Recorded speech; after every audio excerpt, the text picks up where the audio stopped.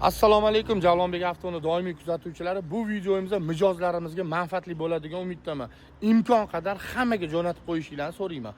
Hozir ish joyimizda turdik. Bitta mijozimiz keldi. Avtokredit haqida to'liq ma'lumot berdim. Kredit haqida to'liq ma'lumot berdim. Aka, sizni oldingizga kelishimizdan oldin 5-6 ta joyga bordik. Bonuslar, aksiyalar, boshlang'ich to'lovsizlar.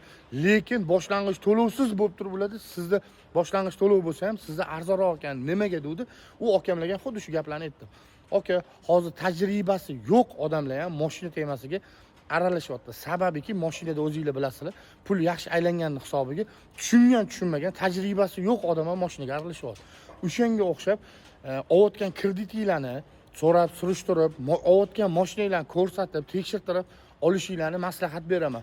Sababiki hozirgi kunda o'zingizlar bilasizlar, JM Elparvarda ishlardim oldin. Undan keyin Elparvar JM Avto kreditda ishladim. Hozirgi kunda o'zim Javlonbek Avto ochgan holatda o'zimni addiy ish faoliyatimni ko'rsatib boryapman.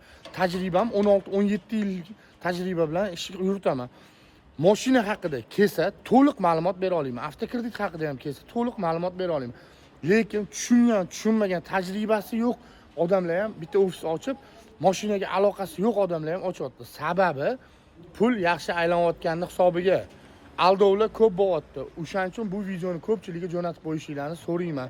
Misol tariqasida tajribam 16-17 yilki tajribamda 30 dan ortiq shogirdlar o'zimda bo'ldi. Hozirgi kunda mana yaqin o'tgan yilgi kunlarda ham shogirdlarim o'zlari addiy joy ochib olib, ko'p reklamalarda ham kuzataman. Ko'p aldovlar bo'ladi. Aldanib qolmasligingiz uchun maslahat qilib, ko'rib, bilib, olayotgan narsalarni tekshirtirib olganinglarni qulay deb bilaman. Joninglar sog' bo'lsin.